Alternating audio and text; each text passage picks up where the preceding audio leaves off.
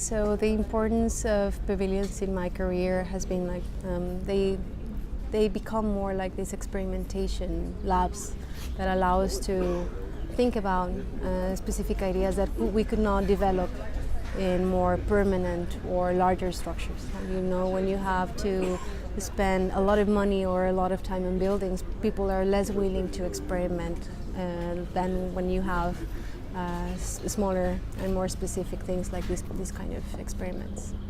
In a recent interview I mentioned that maybe like a skyscraper or a big commission was not as important to me as some of these experiments, and I think it's because I think public spaces actually have a lot of layers to it, probably more than some of the larger buildings that are more contained into themselves and less porous into a conversation with other people.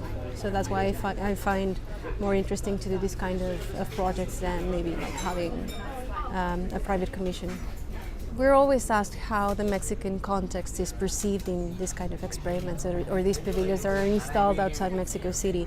And I do believe that Mexican architecture is an architecture of layering. You know, like we have the pre-colonial architecture and then the colonial, so it's about the overlaps and how each layer transforms and translates into the other. So when you do this in a different context, it just keeps adding layers to it. So it's not about having Mexican architecture in England, but it's maybe having like this new layer to how we understand space in general.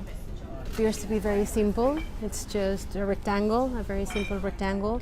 But once you come inside, it becomes quite complex.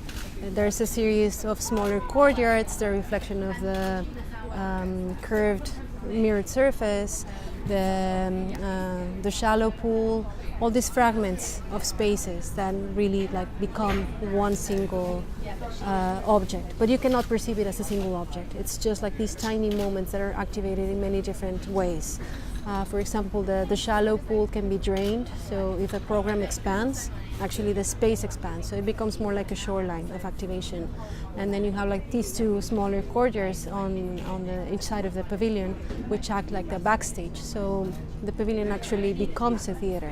It's a performative space that you have a back house and then a frontal stage. So it's very fragmented, but at the same time it's very, very simple in its geometry and its materials. What does this pavilion mean for Mexican architecture and in a global context? I really liked what Hans Ulrich mentioned a little bit earlier today. It's not about like global architecture, but more about this idea of mondialité, you know, like this idea that is something not is just regional, but it's informed also by the place where it's positioned. So maybe this is another way of understanding architecture. This is not just Mexican architecture installed in London, but it's also an architecture that is informed by these two geographies. No, I'm a Mexican architect, and of course that is going to be perceived in the pavilion, but it is deeply informed by its context, its site, its temporality. So I think it's a mix of both. So where do I want this pavilion to go next? I would say like anywhere in the world, as long as it is in a public pavilion. That would be my biggest hope, for it to be activated by the public.